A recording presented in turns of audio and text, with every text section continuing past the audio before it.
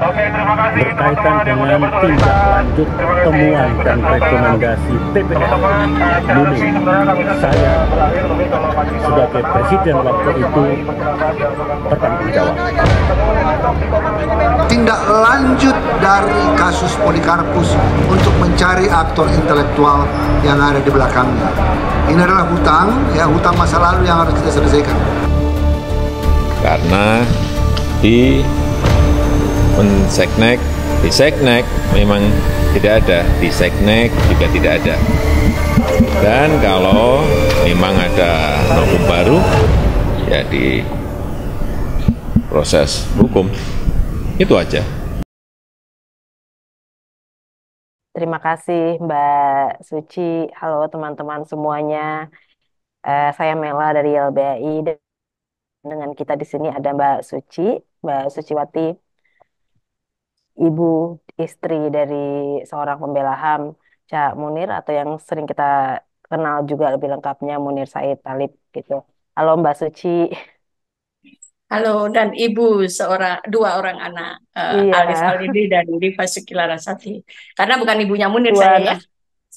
Iya, ibu dari dua anak yang Ya, sangat kuat sekali, yang sangat keren sekali. Mbak Suci, terima kasih Mbak sudah mau ngobrol-ngobrol bareng teman-teman YLBHI. ya, Jadi ini Mbak semacam napak tilas perjuangan Cak Munir yang kita tahu gitu ya, banyak sekali momentum advokasi-advokasi yang dilakukan oleh Cak Munir, yaitu sepertinya lebih mendapatkan banyak sekali perhatian dan orang-orang itu sangat terinspirasi dari beliau gitu Mbak Suci. Nah sebelumnya kan Mhm.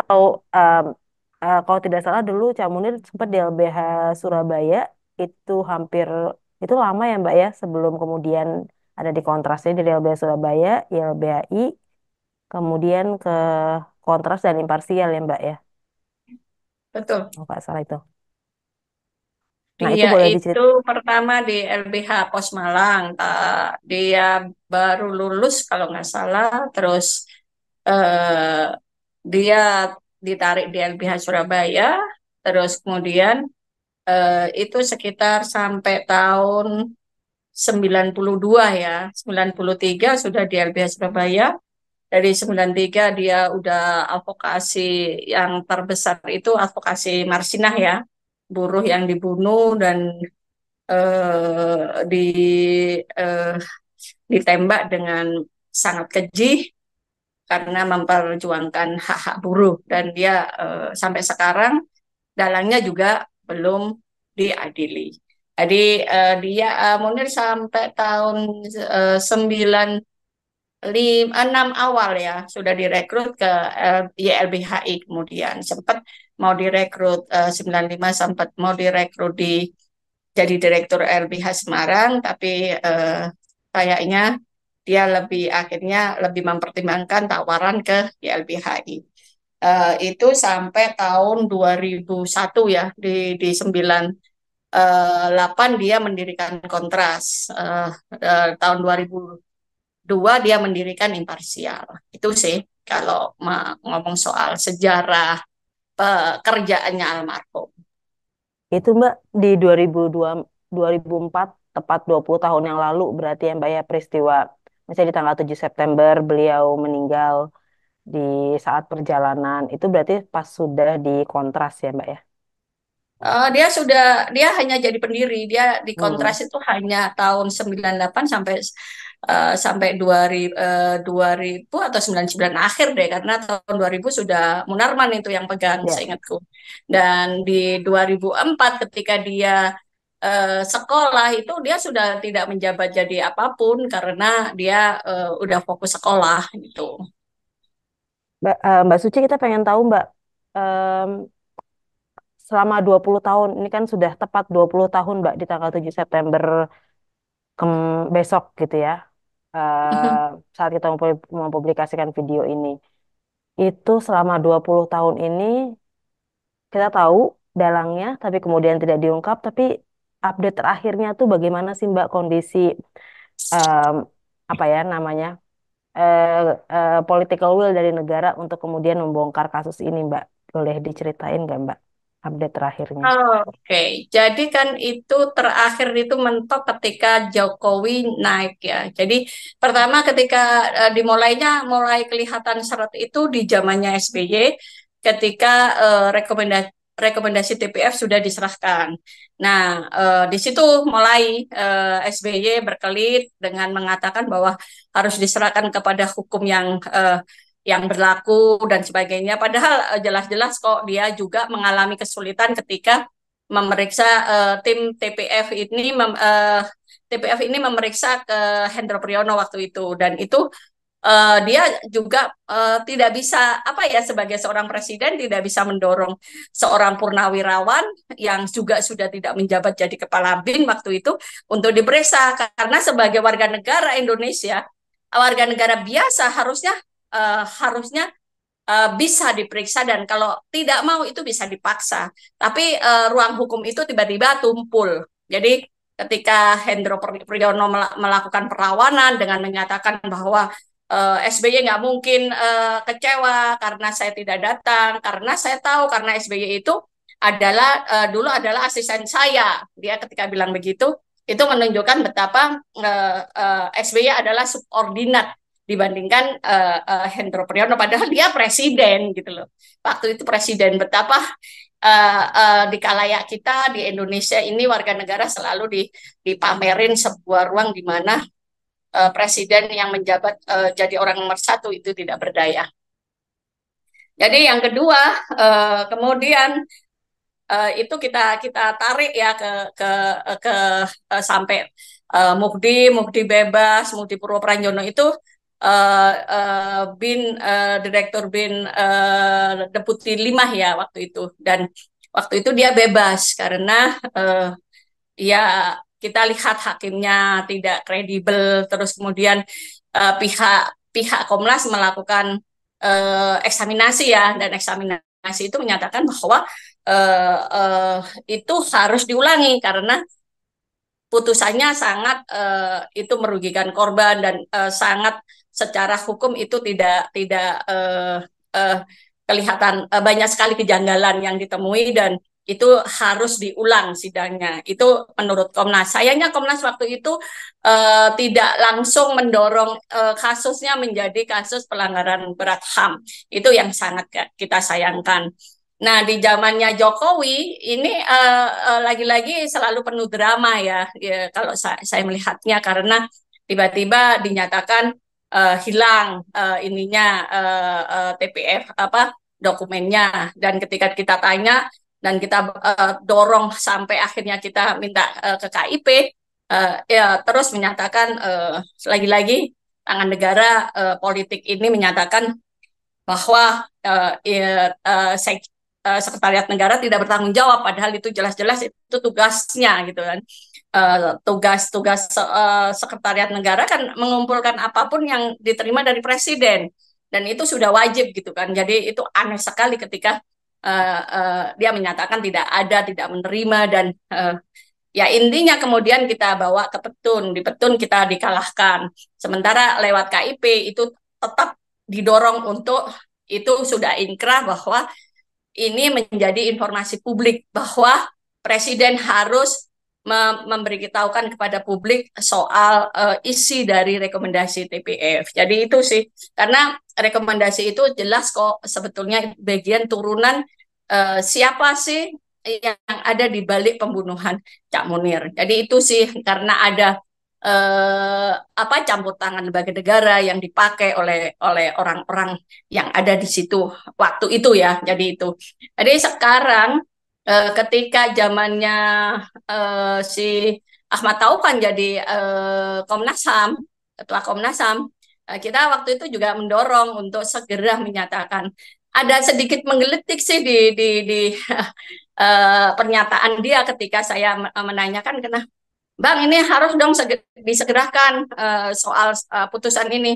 Oh, kita sudah bikin tim nih Mbak Suci, bla bla bla, udah banyak dan saya pikir itu cukup lama 1 tahun itu tidak menghasilkan apa-apa. Dan dia yang menggelitik itu dia ngomong gini, kenapa Mbak Suci kok nggak dulu-dulu? Itu aneh sekali. Ada seorang ketua komisioner Komnas HAM nanya gitu sama korban. yang bekerja, yang mengerti soal hak asasi manusia, yang bekerja di lembaga Komnas HAM itu siapa? Kok dilempar ke korban? Itu aneh sekali menurut saya. Itulah yang saya pikir menunjukkan bagaimana kredibilitas orang-orang yang bekerja di lembaga-lembaga negara kita. Jadi yang sekretariat negara juga menyatakan nggak itu tidak kehilangan atau tidak apa tidak menguasai dokumen itu. Terus pihak pihak ombudsman juga tiba-tiba menyatakan oh tidak maladministrasi. Itu eh, eh, rasanya kayak kerjanya apa ya mereka ya. Jadi saya merasa ini secara secara sederhana aja ya. Ini pekerjaanmu, kamu tidak melakukan kerjaanmu, miss, ya artinya kamu nggak bertanggung jawab. Kan sesederhana itu ya. Tapi ini justru kemudian dilegalkan oleh negara apa lembaga yang lain, dan itu akan selalu kita kita lihat dengan terbuka. Dan hari ini lagi-lagi Komnas HAM yang mencoba untuk berusaha membawa ini menjadi kasus kasus pelanggaran berat HAM. Tapi sekali lagi melihat cara kerja mereka itu saya ilfil juga. Saya merasa kerjanya saya mau membandingkan dengan kerja teman-teman di Komnas HAM awal-awal ya, awal-awal ketika mereka berdiri, dan itu oh luar biasa bagaimana dorongannya. Dan saya baru juga mendengar bahwa uh, uh, mereka sudah melayangkan panggilan ke Garuda, tapi tidak diabaikan. Itu kan hak, kamu lembaga negara. Garuda itu siapa? Kok bisa kamu nggak bisa? Itu menurut saya, hei kamu bisa minta polisi untuk memanggil. Kalau kamu sebagai lembaga tidak bisa menyidik, minta polisi dong, kerjasama dengan polisi dong. Dan kamu bisa melakukan itu karena ada undang-undangnya gitu loh. Jadi ini saya pikir di akhir Oktober ini rencananya kan akan selesai ya timnya ya. Nah, kita mau lihat seberapa sih seriusnya mereka melakukan itu gitu. Apakah memang serius? Memang apakah mereka punya integritas itu gitu kan? Itu tantangannya gitu sih kalau menurut saya. Di Jadi Komnas HAM dan hari ini kita belum dapat apa-apa, dan itu sih yang di kasus almarhum, dan kita terus mempertanyakan kasus ini karena buat kami ini jelas kok kejanggalannya, jelas kok keterlibatannya negara, lembaga negara ya maksud saya.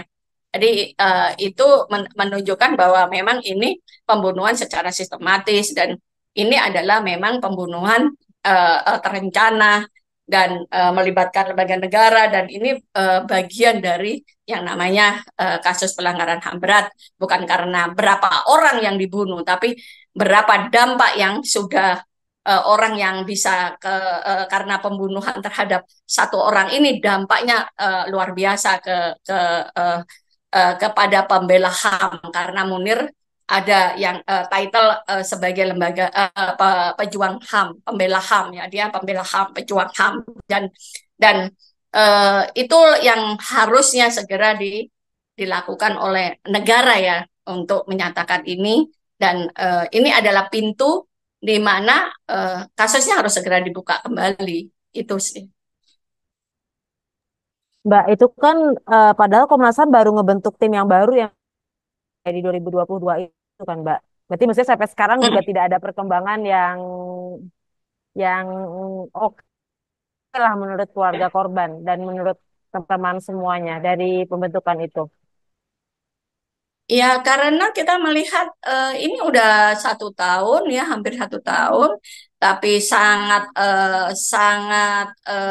lelet ya kalau saya, sangat lambat sekali. Terus kemudian transparansi kepada publik itu kurang karena em, kalau dulu kan teman-teman KPP HAM tim-tim itu bagaimana mereka melakukan pemeriksaan misalnya itu diliput oleh media, itu ada konferensi persnya juga gitu.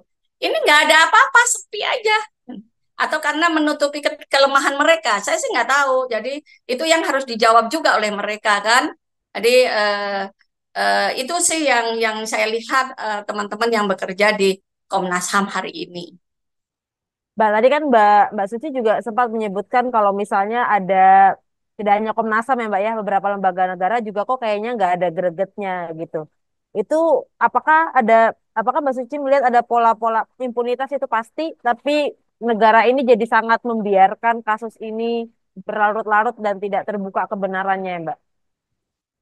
Iya, kalau presidennya bekerjanya seperti ini hari ini ya, kita dengan terbuka, dengan gampangnya dia menginjak-injak hukum ya, kita bisa berharap apa pada orang seperti ini kan gitu. Jadi memang dia membangun itu karena langkah-langkah yang dia tinjau pertama kali aja saya masih ingat ketika dia baru naik itu masa transisi ya saya ingatku ada tim transisi yang dibentuk dan waktu itu yang ditunjuk menjadi ketua tim transisi itu Hendro Priyono. Kita waktu itu kritik keras dan akhirnya kritik kita didengar dan akhirnya dibatalkan. Tapi apakah itu menutup perilaku yang memang sejak awal memang melenceng ya dia ini? Kita bisa melihat hari ini amburadulnya demokrasi kita dan kita juga melihat kemudian dia mengangkat Wiranto, terus kemudian semakin kesininya malah semakin kita bisa melihat terbuka bagaimana dia menginjak-injak hukum, merangkul Prabowo, ngasih jabatan jenderal dan supaya mempertahankan bagaimana dia tetap berkuasa, tapi lewat anaknya itu dilakukan dengan segala cara. Jadi bagaimana mungkin kita bisa berharap impunitas itu bisa hilang kalau kalau presidennya seperti ini, perilakunya seperti ini, moralitas bangsa kita ini betul-betul diinjak-injak oleh dia. Jadi betul-betul diledek, diketawain. Emang lu bisa apa kayak begitu loh?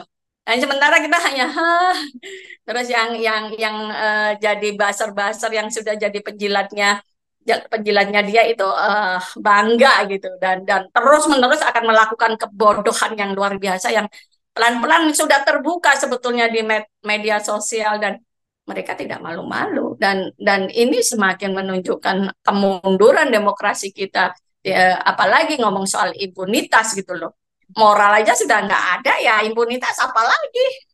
Emang gue pikirin kenapa yang sangat terkenal kan, lah kenapa tanya saya? Lah kamu siapa? Kayak gitu kan kita. Betul. Ya itu yang sangat sangat memukul kan dari jawabannya yang meremehkan, menghina itu kan menunjukkan siapa dia sebetulnya. Mbak, terus gimana menurut Mbak Suci ini, Mbak? Prabowo jadi presiden yang kita tahu waktu itu dia siapa gitu ya saat saat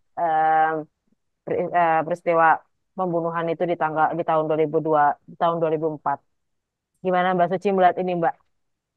Iya, Bagaimana tanggapan Mbak Suci? ini kan akibat dari perilaku satu orang ini yang mengakibatkan kayak semacam kayak itu kayak di apa domino. Domino itu jatuh satu jatuh semua. Jadi kemudian yang berdiri semua orang-orang yang ada di bersama dia dan itu memukul menurut saya sih itu telak buat buat kita para para pejuang dan pembela HAM itu pukulan yang sangat telak karena seorang yang bermasalah terhadap hak asasi manusia dan dia orang yang terduga dalam kasus penculikan dalam pelanggaran HAM berat dan itu menunjukkan pelanggaran berat HAM dan itu menunjukkan semakin apa ya kita nggak bisa berharap banyak untuk kemudian mimpi yang kita terus perjuangkan untuk mendapatkan memutus impunitas keadilan mendapatkan keadilan itu kayaknya semakin menjauh. Tapi kan bukan berarti kemudian kita apa ya menyerah. Tapi dalam artian dulu kita juga kok dalam dalam ruang yang sangat luar biasa bagaimana yang orang-orang yang sekarang udah lompat pagar, diculik gitu kan, itu bagaimana orang-orang ini kita selamatkan. Karena saya masih ingat bagaimana mereka juga kita kita taruh di tempat yang memang kita jaga, bagaimana mereka ketika sudah keluar dari penculikan dari ruang penculikan itu kita selamatkan, ditaruh di tempat aman, rumah aman. Itu kita mempertaruhkan nyawa kita ya, tapi mereka lupa kayaknya. Jadi itu bagian dari yang kita melihat bahwa ruang-ruang yang ini pinter sekali si tinggal menunggu dilantik ini bisa bisa merangkul orang-orang yang dulu dia dia culik gitu. Jadi ya terus terang sih buat buat kita ini pembelajaran yang penting bagaimana menjadi sosok pejuang. Cak Munir adalah orang yang berintegritas dan dia adalah orang yang tidak pernah seperti yang dilakukan oleh orang-orang yang rendahan itu. Jadi buat saya sih Cak Munir adalah orang yang terus konsisten, apapun tidak pernah jabatan, uang, kekuasaan, jabatan, harta itu seringkali disodorkan, tapi almarhum terus konsisten bahwa hidupnya adalah untuk membela korban, untuk orang-orang tertindas, untuk orang-orang duafa, dan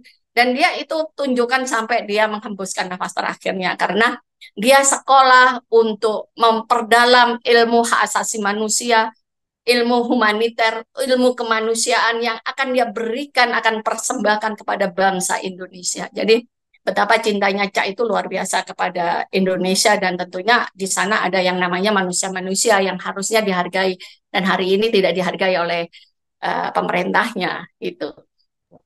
Mbak, berarti kan maksudnya dengan dilantiknya Prabowo nanti pas sepertinya akan lebih suram melihat track Oh iya, record iya gitu kan ya pasti. Mbak. Gimana kan Mbak? Tadi Mbak Suci juga ngomong nih, sebenarnya harapan-harapan dari keteladanan Cak Munir itu kan sekarang banyak diobrolkan dengan anak-anak muda, banyak yang terinspirasi teman-teman LBH. Mereka bahkan Mbak di aksi-aksi darurat, panggilan darurat kemarin itu, atau misalnya di aksi demonstrasi untuk menegakkan demokrasi gitu ya. Banyak sekali yang salah satu yang menjadi panutannya itu adalah Cak Munir, Mbak. Kami sangat senang sekali gitu ya setiap anak-anak muda itu meneriakan kata Munir dalam setiap orasinya gitu kan. Kalau Mbak Suci melihatnya itu menjadi sebuah harapan di tengah oase eh, pelantikan Prabowo sebagai presiden atau nanti di depan masa depan Indonesia. Itu bagaimana Mbak Suci melihatnya, Mbak?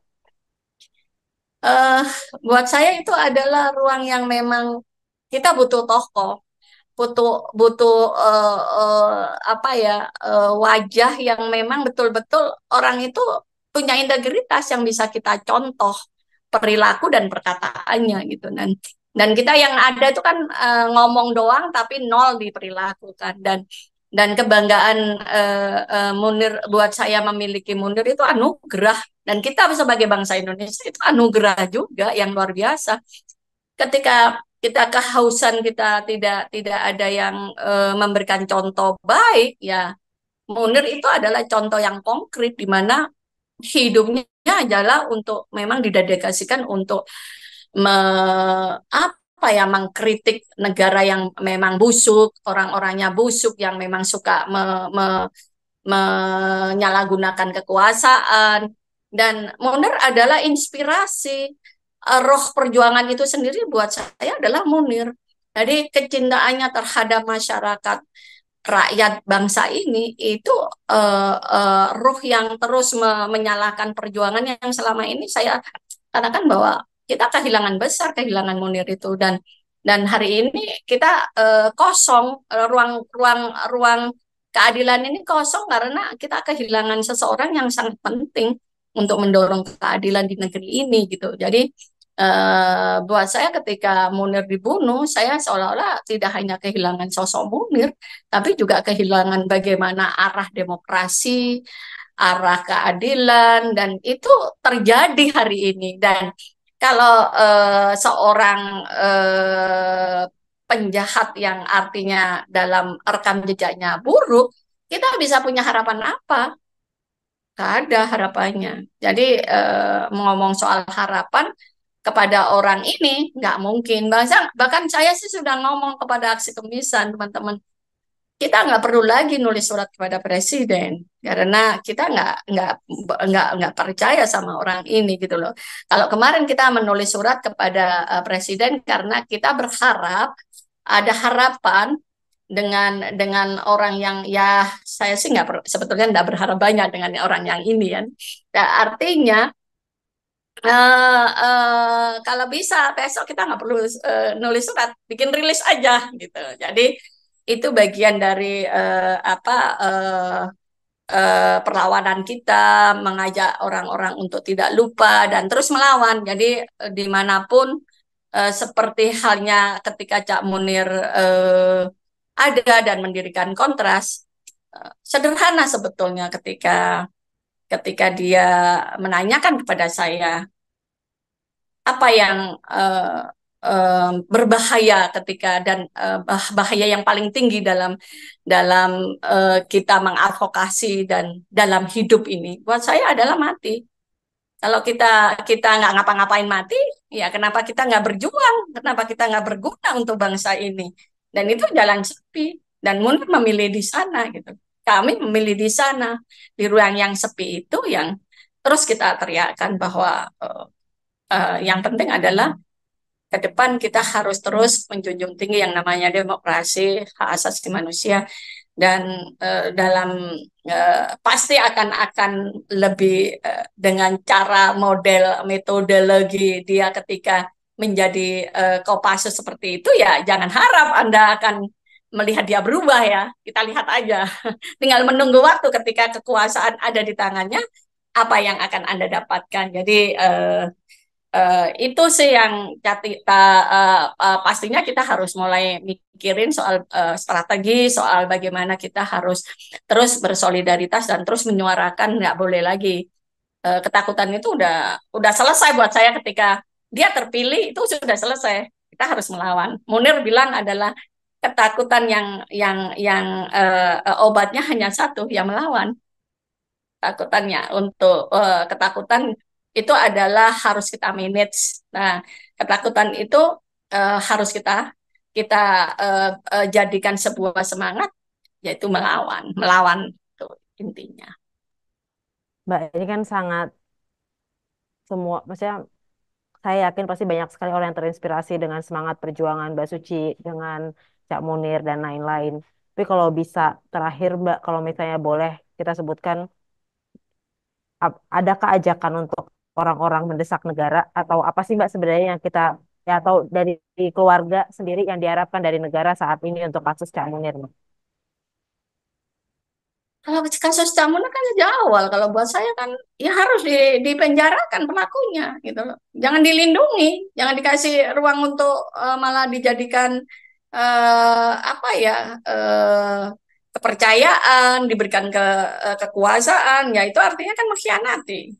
Jadi kalau sudah begitu, kenapa kita harus percaya sama orang-orang yang memang sudah kita kasih amanah, sudah ngasih uang kita, pajak kita diambil, dimakan, sementara mereka enak-enak aja. Jadi itu kan yang miris ya di bangsa ini. Kita semakin masyarakat kita semakin gampang dibodohi, semuanya jadi mahal, semuanya jadi susah. Jadi itu hal-hal yang selama ini sudah kita terima. Jadi maksud maksud saya jadi ini sangat penting untuk ayo kita terus bersolidaritas, terus kita harus ya buat saya karena banyak sekali orang-orang yang sebagai kutu loncat tadi yang tiba-tiba pertama pakai baju aktivis, kemudian karena lapar, haus dengan kekuasaan tiba-tiba jadi penjilat gitu kan. Jadi itu contoh buruk yang saya pikir itulah jati diri mereka dan buat buat kita ya itu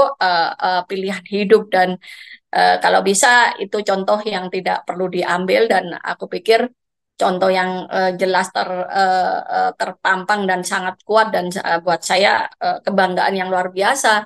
Saya bisa mengenal Munir, apalagi kemudian menjadi istri itu buat saya anugerah dan saya terus terang sangat sangat apa ya ini anugerah yang luar biasa buat saya karena bisa mengenal Munir, sosok yang sangat jujur, sangat lurus, sangat sederhana dan tekadnya kuat sekali untuk memang membela korban dan dalam suasana situasi bahaya seperti apa dia akan tempuh untuk menyelamatkan orang-orang yang memang itu adalah korban.